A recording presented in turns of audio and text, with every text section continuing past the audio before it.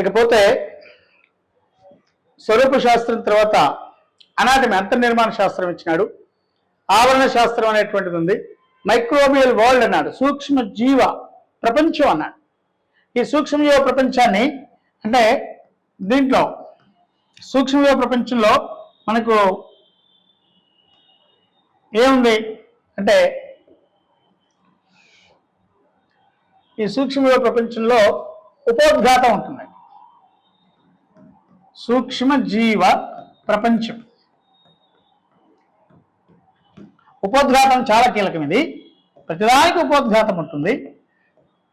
దీని తర్వాత మనకు దీంట్లో బ్యాక్టీరియా అంటే జనరల్ క్యారెక్టర్స్ చదువుతాం, దీంట్లో టైప్ స్టడీస్ ఏం లేవు. కాబట్టి general characters of the bacterium, general characters of virus and general characters of fungi and general character of algae and general characters of the protozoa. అంటే మనకి ఇక్కడ బ్యాక్టీరియా దాని యొక్క సాధారణ లక్షణాలు, అంటే బ్యాక్టీరియాలో సాధారణ లక్షణాలు ఏముంటాయి, దీంట్లో ఏమేమి చదవాలి అని అంటే ఫస్ట్ దీంట్లో బ్యాక్టీరియాలు రకములు, తర్వాత ఫ్లాజెల్లేషన్ ఉంది, తర్వాత కణ నిర్మాణం ఉంది, తర్వాత ప్రత్యుత్పత్తి ఉంది, తర్వాత న్యూట్రిషన్ పోషణ ఉంది, ఆర్థిక ప్రాముఖ్యత ఉందండి. ఇక దీంట్లో దీని ద్వారా వచ్చేటువంటి వ్యాధులు కూడా ఉన్నాయి, కానీ వ్యాధులు అనేటువంటి లెసనే ఉంది స్పెషల్గా మనకి. కాబట్టి ఇక మన దీంట్లో మనం దాన్ని చూడాల్సింది ఏం లేదు. కాబట్టి all this of the general characters belongs to bacteria, we should be go to discuss. కాబట్టి వీటన్నిటిని బ్యాక్టీరియా రకాలు అంటే ఆకారాన్ని బట్టి, తర్వాత వాటి యొక్క మనుగడ, where they are occurrence of the bacterium, surviving of the bacterium, ఎక్కడైతే బ్యాక్టీరియాలు మన నివసిస్తున్నాయో ఆ నివాస ప్రదేశాన్ని బట్టి బ్యాక్టీరియాలు సైక్రోఫిలిక్ అని, థర్మోఫిలిక్ అని, ఆర్కి బ్యాక్టీరియా అని, మీసోఫిలిక్ అని అట్లా కొన్ని రకాలు ఉన్నాయి. తర్వాత వాటి యొక్క ఆకారాన్ని బట్టి based on the shape and structure the bacterias are divided into a coccus bacterium, bacillus and helicularly. Coccus అంటే they are spherical in shape, కాబట్టి గోళాకార, చిన్న విషరహిత, గోళాకార, అతి చిన్న, చలనరహిత, స్థానబద్ధ బ్యాక్టీరియా, దాన్ని మనం కోకస్ అంటాం. ఆ కోకస్ లో కూడా ఒకే కోకస్ ఉంటే, ఒకే గోళాకార బ్యాక్టీరియా ఉంటే మోనోకోకస్ అని, రెండు ఉంటే డిప్లోకోకస్ అని, టెట్రాకోకస్ అని, స్ట్రెప్టోకోకస్ అని, స్టాఫైలోకోకస్ అని, సార్సినా అని, వీటిలో కొన్ని రకాలు ఉన్నాయి. కాబట్టి వీటన్నిటి based on the shape and structure we are going to divide to bacteria into 3 types. Coccus bacterium and rod shaped bacterium is nothing but bacillus is a most poisonous bacterium, and an abundant bacterium of environment is the bacillus. A tuberculosis, mycobacterium tuberculosis is affected to a causes to a TB, tuberculosis disease in human beings, that is in shape of the rod shape. అంటే ఇక్కడ ఏమంటున్నాం, ఇవన్నిటిని ఫ్లాజెల్లేషన్, bacteria కణంలో flagella అనేటువంటిది ఏమిటి, ఏంది ఫ్లాజెల్లం అని అంటే, ఈ బ్యాక్టీరియా కణంలో ఫ్లాజెల్లం అనేటువంటిది సుమారు 4 నుండి 5 మైక్రాన్లు ఉంటుంది, మర్చిపోద్ది. The diameter of bacterium is 0.5 to 2.5 microns only. A general diameter is vary from the bacterium to bacterium, but general diameter of the bacterium we consider as the 0.5 to 2.5 microns.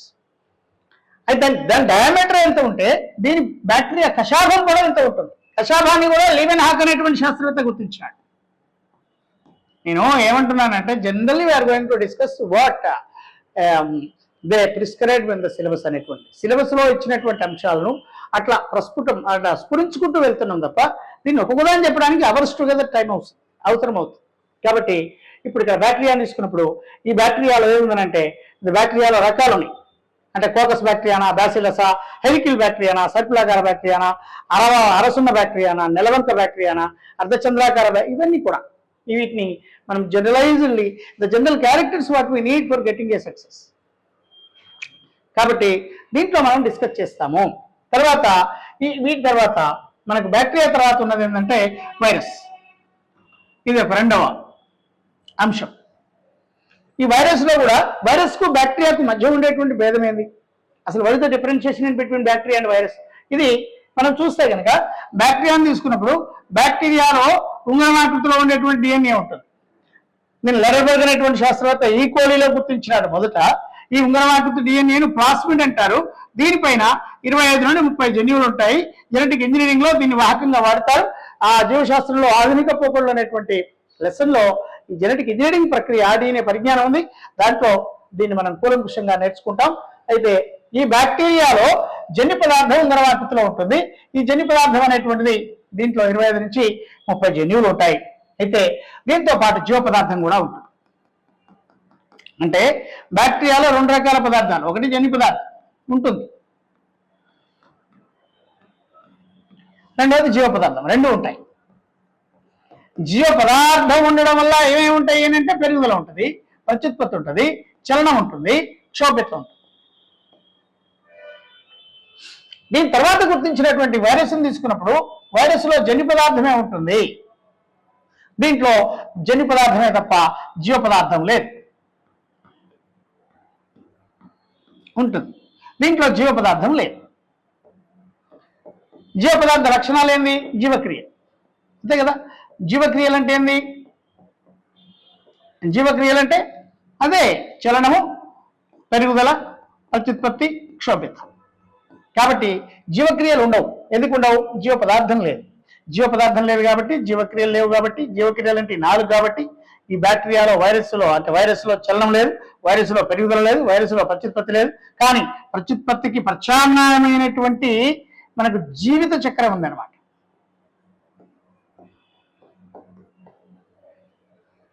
జీవిత చక్రం ఉంటుంది, life cycle ఉంటుంది.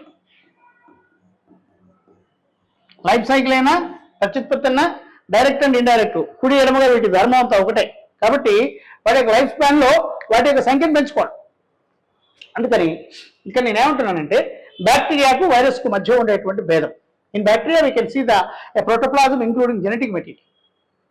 Virus తీసుకున్నప్పుడు only the genetic material is the character, no protoplasm. Protoplasm లేకపోవడం వల్ల దానికి సంబంధించినటువంటి జీవక్రియలు కూడా లేవు. ఇది మనం అభ్యర్థి గమనించాలి.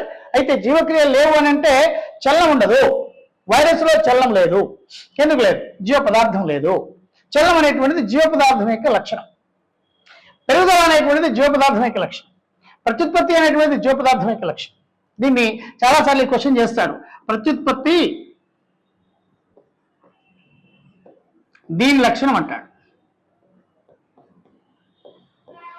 ఏ డిఎన్ఏ అంటాడు, బి క్రోమోజోమ్ అంటాడు, సి జీవ పదార్థం అంటాడు, డి కేంద్రకం అంటాడు. ఏం పెడతాం? జనరల్గా ఏం పెడతారంటే డిఎన్ఏ పెడతాం.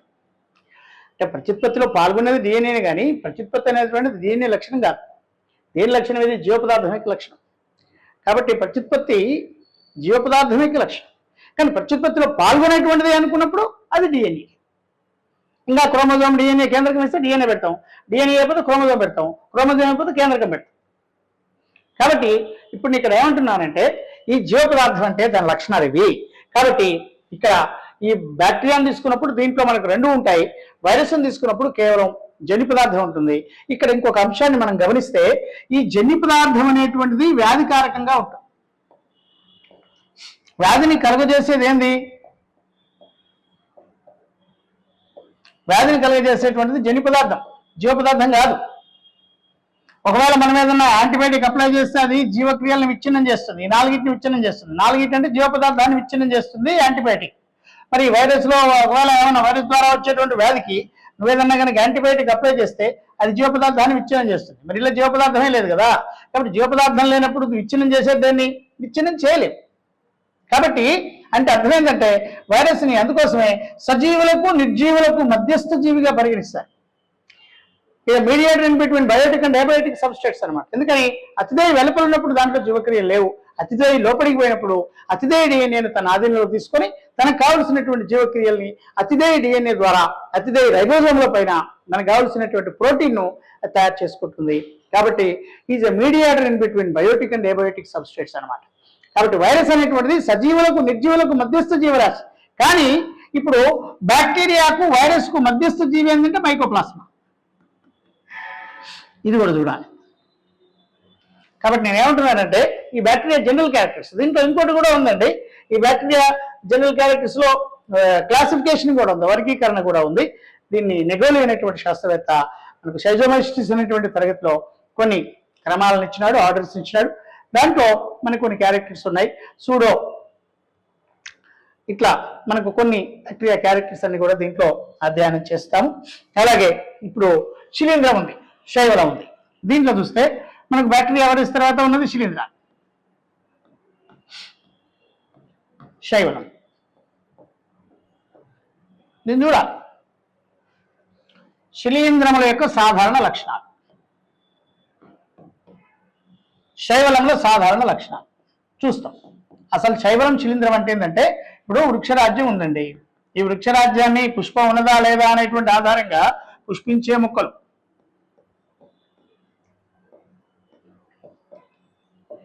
పుష్పించని మొక్కలుగా విభజించినారు. పుష్పించని మొక్కలు అంటే పుష్పించని మొక్కలు అంటే దీంట్లో ఏముండదంటే పుష్పం ఉండదు, పుష్పం ఉండదు. పుష్పం ఉండదు కాబట్టి దీన్ని తిరిగి మనం మూడుగా వర్గీకరించినారు. ఏంటది అంటే తాలోఫైటా, బ్రయోఫైటా, టెడోఫైటా అన్నారు. ఈ తాలోఫైటా అని చూసినప్పుడు మొక్క యొక్క దేహాన్ని తాలస్ అంటారు. తాలస్ అంటే ఏంటంటే వేరు కాండం పత్రంగా, వేరు కాండం పత్రంగా విభేదనం చెందినటువంటి మొక్క దాన్ని తాలస్ అంటారు. అట్లాంటి మొక్కల్ని తాలోఫైట్స్ అంటారు. ఈ తాలోఫైట్స్ అనేటువంటివి పుష్పించినటువంటి మొక్కల్లో భాగం. అయితే ఈ తాలోఫైట్స్ లో కొన్ని మొక్కలు ఆకుపచ్చగా ఉంటాయి, కొన్ని మొక్కలు ఆకుపచ్చగా ఉండవు. ఆకుపచ్చగా ఉండవు అంటే పత్రహరితం ఉండదని అర్థం. పత్రహరితం లేదంటే స్వయం పోషకాలు కావు అని అర్థం. స్వయం పోషకాలు కావంటే పరపోషితాలని అర్థం. పరపోషితం అంటే వేరే మొక్క పైన ఆహారం కోసం ఆధారపడతాయని అర్థం. కాబట్టి ఏ మొక్క పైన ఇది ఆధారపడుతుందో ఆ మొక్కకి ఇది వ్యాధిని కలగజేస్తుంది అని అర్థం. అంటే పరాన్నజీవ, ఏ పారాసైటిక్ క్యారెక్టర్. కాబట్టి సాప్రోఫైటిక్ క్యారెక్టర్ అంటే అర్థం ఏంటంటే due to the lack of chlorophylls in such plants which belongs to thallophytes and are basically they are depending on another one green plants for getting a food material. In this reason what I can say, the fungi members they can produce, they can introduce, they can affect, they can causes diseases in green plants. అంటే ఇక్కడ మనం ఏమంటున్నామంటే ఇక్కడ ఈ శిలీంధ్రం అంటే ఏంటంటారంటే పుష్పరహిత, పత్రహరిత రహిత, పరపోషిత థాలోఫైట్ ను శిలీంధ్రం అంటారు.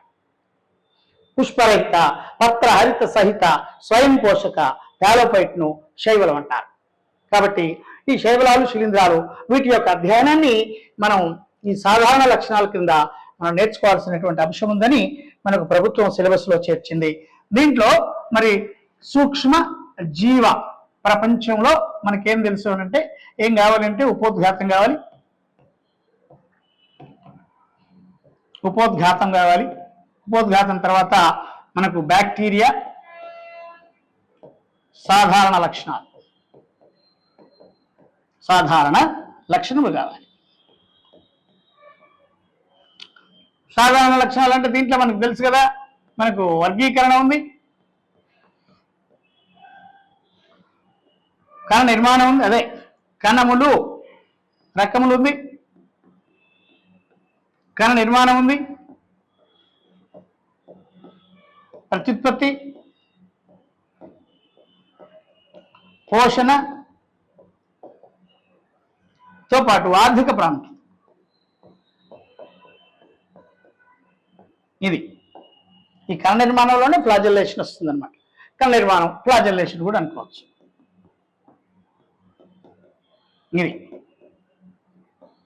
ఇదంతా దీంట్లో మనకు వస్తుంది. తర్వాత ఈ బ్యాక్టీరియా తర్వాత రెండవ లెసన్ ఏంటంటే వైరస్. ఈ వైరస్ లో కూడా ఉపోద్ఘాతం ఉంటుంది.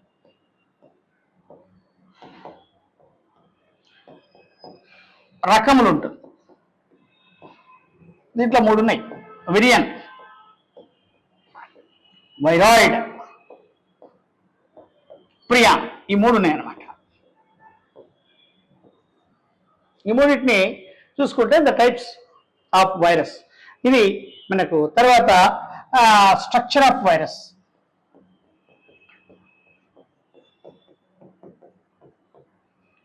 తర్వాత లైఫ్ సైకిల్స్ ఆఫ్ వైరస్. ఇది మనకు జనరల్గా ఈ వైరస్ లో చూడాల్సినటువంటి అంశాలు. తర్వాత మనకు ఉన్నటువంటి 3వ శిలీంధ్ర. ఈ శిలీంధ్రం అంటే ఫంగి అంటాం కదా. మొట్టమొదటిసారిగా గుర్తించినటువంటి శిలీంధ్రాలు ఏంటంటే పుట్టగొడుగులు అనమాట. ఫంగైలో పుట్టగొడుగులు. వీటిని ఏమంటారంటే మైక్స్ అంటారు. వీటి అధ్యయనాన్ని మైకాలజీ అంటారు. అంటే మొట్టమొదటిసారిగా గుర్తించినటువంటి శిలీంధ్రాలు పుట్టగొడుగులు. ఈ పుట్టగొడుగుల్ని మనం శిలీంద్ర పుష్పములు అంటారు. శిలీంద్ర పుష్పం అంటే శిలీంధ్రాలలో పుష్పాలు లేవు, కానీ పుట్టగొడుగు అనేటువంటిది పుష్పంలాగా ఉంటుంది. కాబట్టి శిలీంద్ర పుష్పాలు దీంట్లో మొట్టమొదటిసారిగా గుర్తించినటువంటి శిలీంధ్రాలు ఏంటి అంటే పుట్టగొడుగులు. వీటిని తర్వాత మనం మష్రూమ్ కల్చర్ అంటున్నాం. The commercial cultivation of mushrooms is known as mushroom culture. అయితే దీని యొక్క మనం దీంట్లో ఉండేటువంటి పోషకాలు కావచ్చు, దీనికి ఆహార పదార్థంగా ఉపయోగించుకునేటువంటిదంతా కూడా మష్రూమ్ కల్చర్ అనేటువంటిది మనకు టాపిక్ ఉంది. మష్రూమ్లో కూడా విషపూరితమైనటువంటి మష్రూమ్స్ ఉన్నాయి. అంటే పుట్టగొడుగులో సుమారు 1000 రకాల పుట్టగొడుగులు ఉన్నాయి. దీంట్లో 6 రకాల పుట్టగొడుగులు మాత్రమే తినడానికి వీలున్నటువంటి పుట్టగొడుగు. ఏదో రకం ఏది తిన్నా అదే లాస్ట్ తిండి మళ్ళీ తినాల్సిన అవసరం రాదు. అంటే సైనైడ్ కంటే 4 రెట్లు విషపూరితమైనటువంటి పుట్టగొడుగులు ఉన్నాయి. ఇవి ఉత్పత్తి చేసేటువంటి విష పదార్థాలన్నీ కూడా ఎంటిరోటాక్సిన్స్ కాబట్టి they can be directly affected on the digestive system and leads to death అనమాట. చాలా విషపూరితమైన అమానిటా ఫాలాయిడిస్ అంటారు, అమానిటా వైరోజా అని, ఇట్లా అమానిటా మస్కేరియానా అని దీంట్లో విషపూరితమైనటువంటి పుట్టగొడుగులు మనం చూస్తాం. అలాగే అగారికస్ క్యాంపెస్టిస్ అని, అగారికస్ బైస్పోరస్ అని, ఒల్వోరియా అని ఇట్లా కొన్ని పుట్టగొడుగుల్ని మనం తినడానికి వీలున్నటువంటి పుట్టగొడుగులు ఉన్నాయి.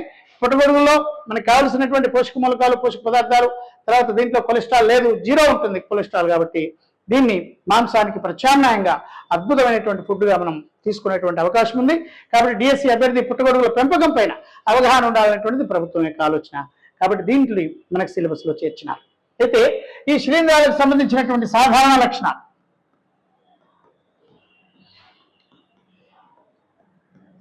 తర్వాత వర్గీకరణ,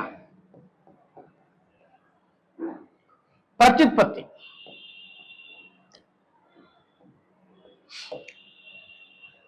ఇది ఆర్థిక ప్రాముఖ్యత. వీటన్నిటిని కూడా మనం శిలీంధ్రాల్లో అధ్యయనం చేయాలి. తర్వాత ఉన్నటువంటిది దీంట్లో మైక్రోవేవ్ వరల్డ్ లో శైవలం, దీన్ని ఆల్గే అంటాం కదా, ఇదేమో స్వయం పోషకాలు. ఈ శైవలాలకు సాధారణ లక్షణాలు ఉన్నాయి. తర్వాత దీంట్లో థాలస్ నిర్మాణం ఉంది. తర్వాత వర్గీకరణ ఉంది, ప్రత్యుత్పత్తి ఉంది,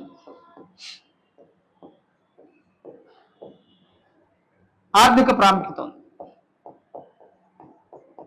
ఇట్లా మనం వీటిని అధ్యయనం చేయాలి.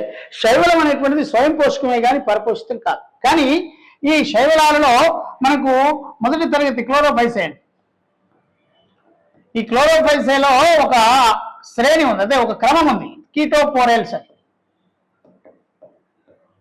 ఈ కీటోపోరేల్స్ క్రమంలో ఒక శైవలం ఉంది, సిఫాల్యూరస్ అని.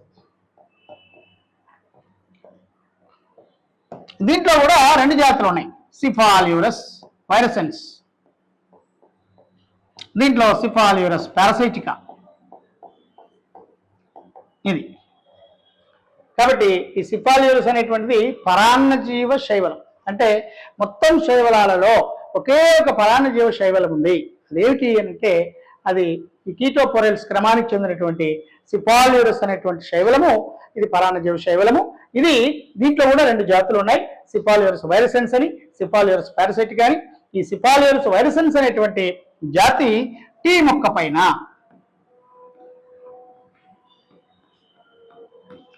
ఎర్ర కుంకుమ తెగులను కలగజేస్తుంది. ఎర్ర కుంకుమ తెగులు, కుంకుమ తెగులు అనేటువంటిది కుంకుమ తెగులను కలగజేసేది శిలీంధ్రం అండి, శైవలంగా. కానీ అన్ని మొక్కల్లో కుంకుమ తెగులను కలగజేసేది శిలీంధ్రమే. పక్సీనియా జాతులు కుంకుమ తెగులను కలగజేస్తాయి మనకు తెలుసు. కానీ ఈ సిఫాల్యూరస్ అనేటువంటి శైవలం ఏకైక పరాన్నజీవ శైవలం, which belongs to the ketoporales of the chlorophyceae. కాబట్టి ఈ శైవలం ఏం చేస్తుంది అంటే టీ మొక్క పైన కుంకుమ తెగులను కలగజేస్తుంది. అంటే ఈ కుంకుమ తెగులు కూడా టీ మొక్క పైన 2 ఉన్నాయి. ఒకటి ఎర్ర కుంకుమ తెగులు ఉంది, రెండోది నారింజ కుంకుమ తెగులు ఉంది.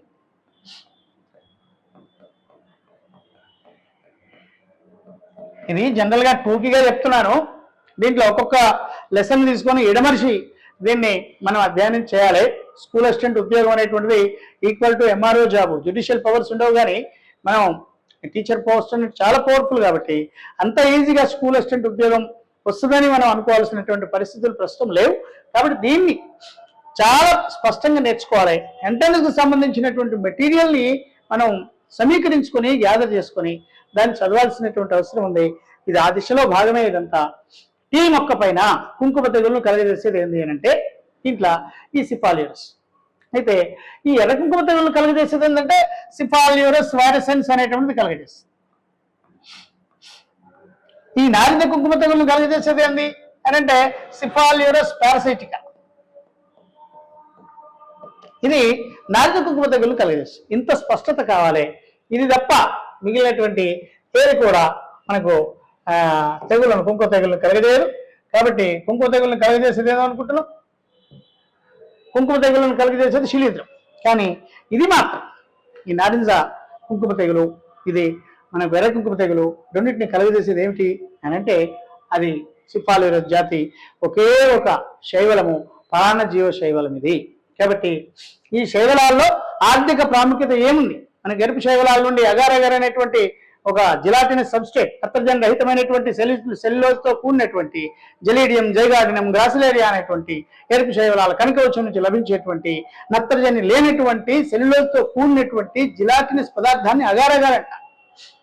ఈ అగార్ అగార్ను కణజాల వర్ధనలో ఉపయోగించేటువంటి యానకం తయారీలో వాడతారు. రెండవది ఏంటంటే క్యాప్సూల్స్ అంటారు, ఔషధాలు. అంటే ఇది టాబ్లెట్స్ కదా, గొట్టం గోలి అంటారు. క్యాప్సూల్ గుళిక మాత్రిక, దీని కవచం కూడా అగార్ అగార్ చేత చేస్తారు.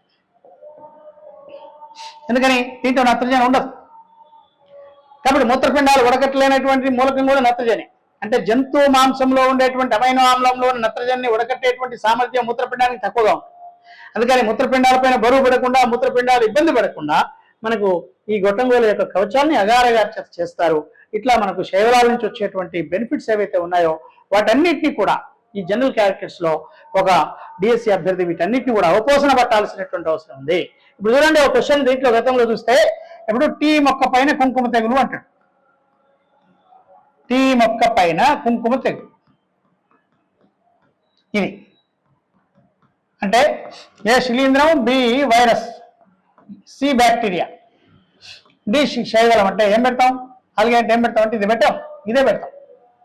కానీ టీ మొక్క పైన కుంకుమ తెగులను కలుగజేసేది శైవలమే, అది శిలీంద్రం కాదు.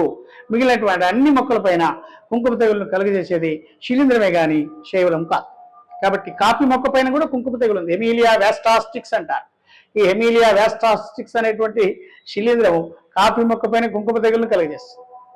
అట్లాగే గోధుమ పైన, జొన్నల పైన, సజ్జల పైన కుంకుమ తెగులను కలుగజేసేటువంటి శిలీంద్రం ఏంటి అంటే అది పక్సీనియా. దాంట్లో జాతులు ఉన్నాయి. ఈ పక్సీనియా నారింజ కుంకుమ తెగులు ఉంది, తర్వాత ఎర్ర కుంకుమ తెగులు ఉంది, పసుపు కుంకుమ తెగులు ఉంది. కాబట్టి వీటన్నిటి కూడా మనకు పక్సీనియా గ్రామిన్స్టిటిసి అని, పక్సీనియా రికాండిటా అని ఇట్లా మనకు ఈ శిలీంధ్రాలు జాతులు ఉన్నాయి. అవన్నీ కూడా వ్యాధులను కలుగజేస్తాయి. ఇక్కడ ఈ శైవలాలకు సంబంధించినటువంటి అంశం, శైవలాల యొక్క వర్గీకరణ, శైవలాల యొక్క ఆర్థిక ప్రాముఖ్యత, వీటిని అభ్యర్థి టైప్ స్టడీస్ ఏం లేవు.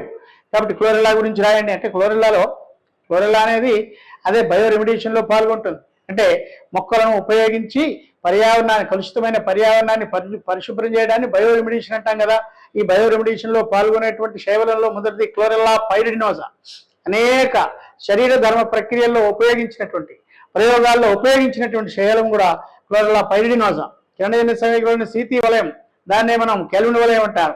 మెల్విన్ కెల్విన్ అనేటువంటి శాస్త్రవేత్త ఆ నిష్క్రాంతి దశను ఈ క్లోరెల్లా పైరిడినోజా అనేటువంటి క్లోరోపైసే తరగతికి చెందినటువంటి ఏకన శైవలంలో ఆయన ఆ దాంట్లో ఉండేటువంటి మధ్యస్థ జీవరసాయనిక చర్యల్ని గుర్తించినాడు.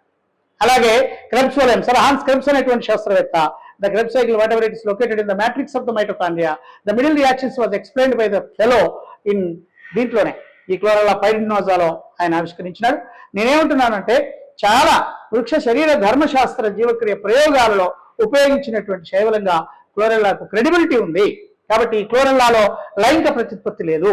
అలైంగిక ప్రత్యుత్పత్తి స్వతసిద్ధ బీజాలు ఆటోస్పోర్స్ ద్వారా జరుగుతాయి. క్లోరెల్లాలో అమైనో ఆమ్లాలు 62 ఉంటాయి. ఈ క్లోరెల్లా నుండి క్లోరెల్లిన్ అనేటువంటి యాంటీబయాటిక్ లభిస్తుంది. దీన్ని ఎస్సిపిగా వాడతారు, సింగిల్ సెల్ ప్రోటీన్ గా వాడతారు. దీంట్లో 51 నుండి 58% ప్రోటీన్లు. ఇట్లా ఈ క్లోరెల్లా యొక్క మనం ఆర్థిక ప్రాముఖ్యతను అధ్యయనం చేయాల్సినటువంటి అవసరం ఓ స్కూల్ అసిస్టెంట్ డిఎస్సి అభ్యర్థికి ఉంది. కాబట్టి దీన్ని ఎట్టి పరిస్థితుల్లో ఈ అవకాశాన్ని లూజ్ చేసుకోకుండా దీన్ని చదవాల్సినటువంటి అవసరం ఉంది. ఇది మొత్తం కూడా కూర్చొని చదవడానికి నాకు తెలిసి కావాల్సినంత సమయం ప్రభుత్వం మనకి ఇచ్చింది. కాబట్టి ఈ సమయంలో దీన్ని కంటెంట్లో సుమారు 44 మార్కులకు గాను, అత్యాశ కాదనుకుంటే 42 మార్కుల వరకు మనకు తెచ్చుకునేటువంటి అవకాశం దీంట్లో దక్కింది. ఎస్సిపి సింగిల్ సెల్ ప్రోటీన్ అంట. ఏంది ఎస్సిపిగా వాడేటువంటి శైవరాల్లో క్లోరెల్లా ఒకటి. క్లోరెల్లా ఇదేంది 51 నుండి 58% ఉంటాయి. స్పైరులినా ఇంకోటి ఉంది, ఇది సైనోపైసే తరగతి శైవరం. దీంట్లో మనకు 46 నుండి 71% ఉంటుంది. అతి ఎక్కువగా ఉండేది దీంట్లోనే స్పైరులినా. అయితే ఈ స్పైరులినా కూడా నేరుగా ఎస్సిపిగా వాడటానికి లేదు. ఎందుకు అనంటే దీంట్లో ఆర్ఎన్ఏ డిఎన్ఏ అనేటువంటిది 2% కంటే ఎక్కువ ఉంటాయి. ఆర్ఎన్ఏ డిఎన్ఏ ఈ స్పైరులినాలో 2% కంటే ఎక్కువ. కాబట్టి 2% కంటే ఎక్కువగా కనుక కేంద్రక ఆమ్లాలు ఉన్నటువంటి పదార్థాన్ని కనుక మనం ఆహార పదార్థంగా తీసుకుంటే అవి మూత్రపిండములలో రాళ్లను ఏర్పరిచే అవకాశం ఉంది. కాబట్టి దీన్ని after process only we are uptaking as the SCP, అంతేగాని నేరుగా తీసుకోలేము. దీన్ని ప్రాసెస్ చేసి ఆ న్యూక్లిక్ యాసిడ్స్ యొక్క శాతాన్ని తగ్గిస్తేనే అది మనకు నేరుగా ఎస్సిపిగా వాడతాం. ఇది కూడా క్లోరెల్లా కూడా దీంట్లో ఈ కేంద్రక ఆమ్లాలు 2% కంటే ఎక్కువ ఏం లేవు. కానీ దీని కనకవచంలో సెల్యులోజ్ ఉంటుంది కదా, మానవ జీర్ణ వ్యవస్థలో జీర్ణం కానటువంటి పదార్థం కూడా సెల్యులోజే కదా.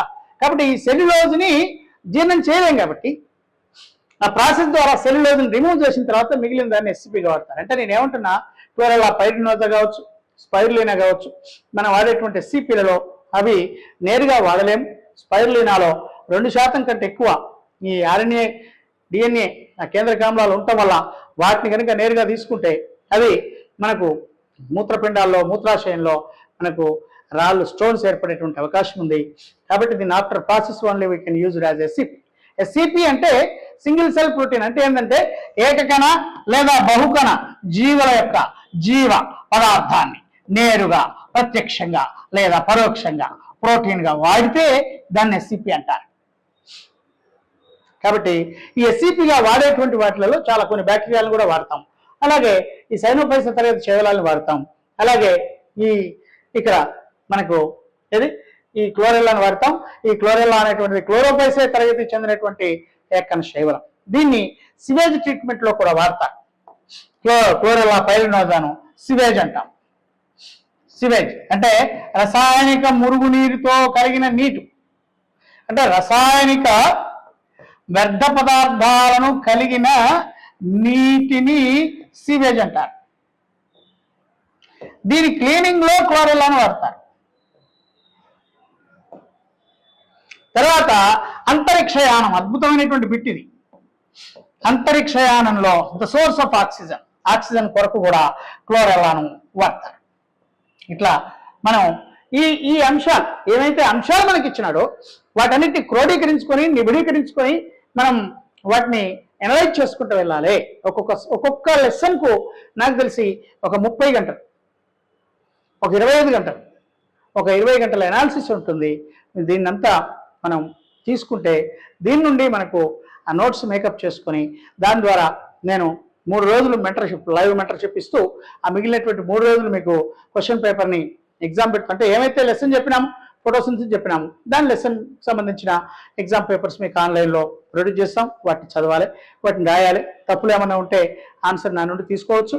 తర్వాత ఆ 3 పేపర్లకు సంబంధించి 4వ రోజు మీకు ఎనాలిసిస్ ఉంటుంది. ఎనాలిసిస్ ఇన్ ద సెన్స్ ఒక క్వశ్చన్ ఏంది, ఆ క్వశ్చన్కి ఏం ఆన్సర్ ఉంది, దానికి ఏ ఆప్షన్ ఎందుకు కాదు, బి ఎందుకు కాదు, సిఏ ఎందుకు ఆన్సర్ అవుతుంది, అయితే డికి ఎట్లాంటి క్వశ్చన్ రావచ్చు, బికి ఎట్లాంటి క్వశ్చన్ రావచ్చు, ఏకి ఎట్లాంటి క్వశ్చన్ రావచ్చు.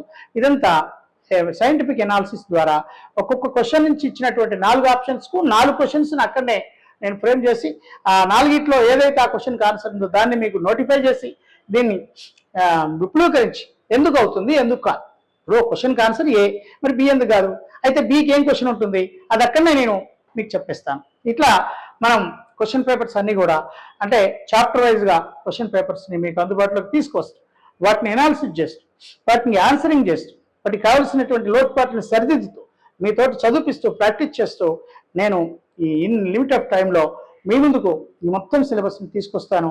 తప్పకుండా మీరు ఈ వీడియోల్ని, ఈ సిలబస్ని మీరు తీసుకోండి. దీన్ని మీ సిలబస్, మీ సబ్జెక్టు, మీ ఉద్యోగానికి సక్సెస్ రేట్ను పెంచుకోవడం కోసం నా సబ్జెక్ట్ని మీరు తీసుకుంటారు అని ఆశిస్తున్నాను. అలాగే ఇప్పుడు మనకు దీంట్లో ఇంకొక లెసన్ ఉందండి, ఒక చిన్న టాపిక్. ఏంటది అని అంటే మైక్రోవేవ్ వరల్డ్లో మనకు తెలియవలసినటువంటి అంశం ఒకటి ఉంది. ఏంటది అని అంటే ఇప్పుడు చూడండి, శైవలము, శిలీంధ్రం ఉంది. ఈ రెండేమిటి? థాలోఫైట్సే కదా. అంటే ఈ రెండిట్లో ముఖదేహాన్ని థాలస్ అంటారు. అంటే శైవలాల్లోనే థాలస్ అంటారు, శిలీంధ్రాల్లో మైసీలియం అంటారు ముఖదేహం. శైవలాల్లో మాత్రం ముఖదేహాన్ని థాలస్ అంటారు. అయితే కొన్ని సందర్భాల్లో ఏమవుతుందనంటే ఈ శిలీంధ్రము శైవలం కలిసిపోయి ఏర్పరిచేటువంటి థాలోఫైట్, అంటే ముఖదేహం థాలోఫైట్. ఈ థాలోఫైట్ని ఏమంటారంటే లైకేన్ అంటారు. వీటిని మొదట టులాస్మీ అనేటువంటి శాస్త్రవేత్త గుర్తించాడు. ఈ లైకేన్ అనేటువంటి పదం ఇచ్చింది థియోప్రాస్టస్. ఈ పదాన్ని థియోప్రాస్టస్ ప్రతిపాదించినాడు. ఈ లైకేన్ల యొక్క అధ్యయనాన్ని లైకెనాలజీ అంటారు. సుమారు 1400 లైకేన్లను ఇప్పటి వరకు గుర్తించినారు. ఎక్కడైతే లైకేన్లు పెరుగుతుంటాయో అక్కడ కాలుష్యం ఉండదు, ఎక్కడ లైకేన్లు పెరగవో అక్కడ కాలుష్యం ఉంటుంది. కాబట్టి వీటిని కాలుష్య సూచికలుగా వాడతారు. ఈ యొక్క పెరిగేటువంటి విధానాన్ని బట్టి మన క్రస్టోజ్ లైకేన్లని, ఫోలియోజ్ లైకేన్లని, ఇట్లా మనకు రకరకాల లైకేన్స్ ఉన్నాయి. అలాగే లైకేన్ల యొక్క ఆర్థిక ప్రాముఖ్యత ఉంది. మనకి లైకేన్ల యొక్క ఆర్థిక ప్రాముఖ్యతలో జనరల్గా ఫార్మీలియా అనేటువంటిది ఉంది. ఫార్మీలియా ఏంది అంటే ఒక లైకేన్ అనమాట. దీని తెలుగులో రాతి పువ్వు అంటారు. ఇది రాక్ ఫ్లవర్ అంటారు. ఇది సుగంధ ద్రవ్యంగా వాడతారు.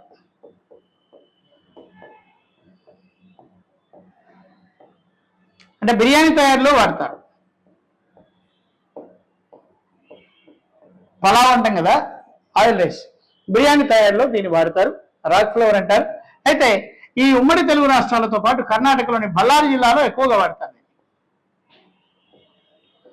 బళ్ళారి అంటే అక్కడ తెలుగు వాళ్ళు 90% తెలుగు వాళ్ళు ఉన్నారు కాబట్టి, తెలుగు వాళ్ళు బిర్యానీని బాగా ఇష్టపడతారు కాబట్టి ఈ బిర్యానీకి ఏం చేస్తుంది అంటే ఈ ఫార్మీలియా రాతి పువ్వును కలిపినప్పుడు ఆ బిర్యానీకి రంగు, రుచి, వాసనతో పాటు రేటును కూడా పెంచుతుంది.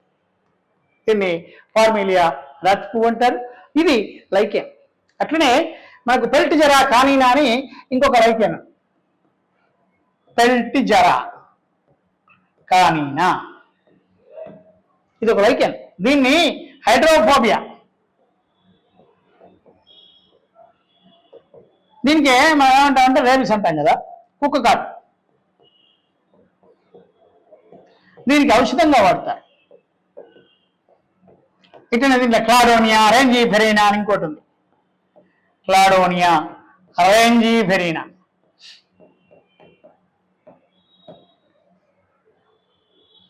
దీన్ని రెయిన్ డీర్ మాస్ అంటారు. అంటే ఇది జింకలకు, పశువులకు దానగా ఆహారంగా ఉపయోగపడుతుంది. అలాగే రాక్సెల్లా టెనటోరియా, ఇది చాలాసార్లు అడిగారు.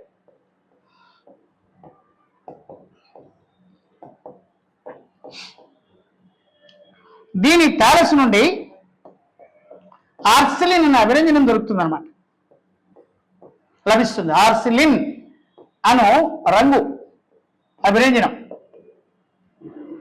దీన్ని లిట్మస్ పేపర్ తయారీకి వాడతారు. లిట్మస్ పేపరు తయారీకి వాడతారు. ఇట్లా మనం ఈ మైక్రోవేవ్ వరల్డ్లో కావలసినటువంటి అంశాలన్నింటినీ కూడా క్రోడీకరించుకొని మనం అధ్యయనం చేయాల్సినటువంటి అవసరం ఉంది. అయితే నేను ఇక్కడ మీకు మీ నోటీస్కి తేవడం ఒకటే ఏంటంటే, మీరు ఈ సిలబస్ని మీరు టెక్స్ట్ బుక్స్ ద్వారా, అంటే మనకు తెలుగు అకాడమీ టెక్స్ట్ బుక్స్తో పాటు ఒక మంచి లెక్చరర్ ద్వారా వచ్చేటువంటి లెక్చర్ని తీసుకొని దానికి నోట్స్ తయారు చేసుకొని ఎగ్జామ్ ప్రిపేర్ అయితే మనకు ఉద్యోగం వచ్చేటువంటి అవకాశం పెరుగుతుంది. అయితే ఇదంతా సిలబస్ ఇంకా చాలా ఉంది. అనాటమీ అలాగే అట్లే ఉంది, జీవశాస్త్రంలో ఆధునిక భూగోళం అట్లే ఉంది. అంటే దీంట్లో చాలా యూనిట్స్ ఉన్నాయి. వీటన్నిటి కూడా నేను ఎట్లాగో ఒక లెసన్ స్టార్ట్ చేసినప్పుడు దాంట్లో ఏమున్నాయో చెప్తూ పోతాను కాబట్టి కొన్ని మీ ముందుకు తీసుకొచ్చినాను. జీవశాస్త్రంలో ఆధునిక భూగోళం కావచ్చు, అనాటమీ కావచ్చు. అనాటమీ చాలా గొప్ప పెద్ద లెసన్ అది. కాబట్టి అనాటమీలో మనకు విభాజ్య కణజాలం, శాస్త్ర కణజాలం, ఈ విభాజ్య కణజాలంలో కూడా ప్రాథమిక విభాజ్య కణజాలం, ద్వితీయ విభాజ్య కణజాలం, శాస్త్ర విభజన కణజాలం పోతే దాంట్లో సరళ, సంక్లిష్ట, ప్రత్యేక. ఈ సరళ పోయినప్పుడు మళ్ళీ మృదు కణజాలం, స్థూలకోణ కణజాలం, దృఢ కణజాలం అని దృఢ కణజాలంలో దృఢ కణాలు నారలోని, స్థూల కణజాలంలో కూడా 3 రకాలని, సంక్లిష్ట కణజాలంలో దారు పోషక కణజాలం అని దీంట్లోనే మనకు ఒకటి ఉంది. దీంట్లో ఏంటంటే మనకు ఈ ప్రసరణ స్తంభ సిద్ధాంతం అనేటువంటిది ఒకటి ఉందన్నమాట. ఈ ప్రసరణ స్తంభ సిద్ధాంతం నుంచి డెఫినెట్ గా ఒక క్వశ్చన్ వస్తుంది. సంయుక్త, సహపార్శ్వ, సంవృత, అంతర్ప్రథమ దారుక నాళికా పుంజాలు అంటాడు.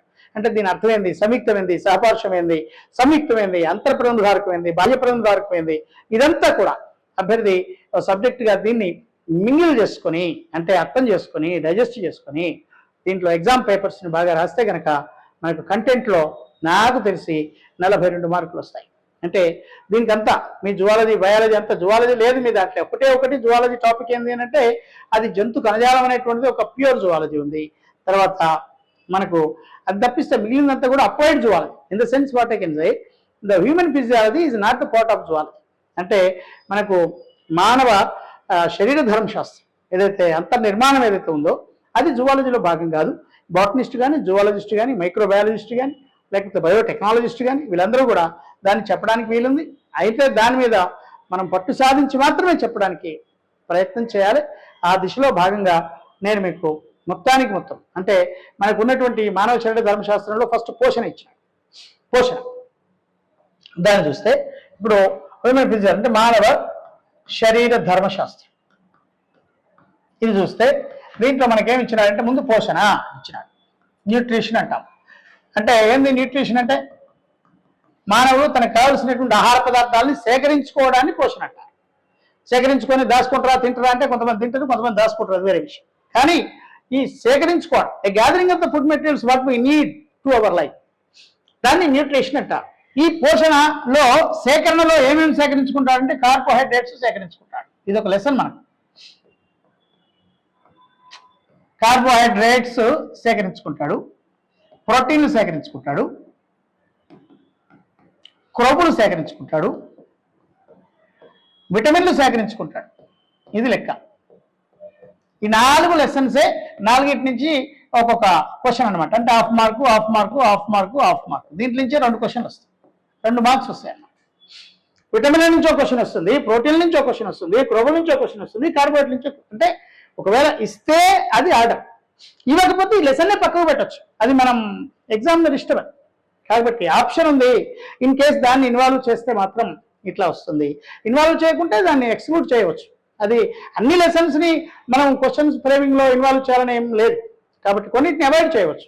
ఏది అవాయిడ్ చేస్తే మనకు తెలియదు, ఎవరు ఇన్వాల్వ్ చేస్తే దేన్ని ఇన్వాల్వ్ చేస్తే మనకు తెలియదు. కాబట్టి మనం అన్నిటినీ సమదృష్టితో చదవాల్సినటువంటి, చెప్పాల్సినటువంటి అవసరం నాకుంది, చదవాల్సినటువంటి అవసరం మీకుంది.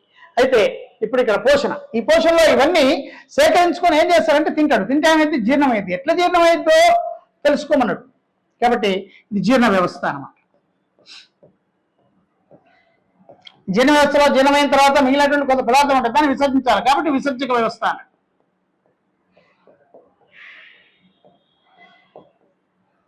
కాబట్టి ఈ ఏర్పడేటువంటి గ్లూకోజు మనం శ్వాసక్రియలోకి పోతే శక్తి విడుదల అవుతుంది. కాబట్టి శ్వాసక్రియ ఎట్లా ఉంటుందో తెలుసుకోమన్నాడు. తర్వాత రక్త ప్రసరణ వ్యవస్థ అన్నాడు.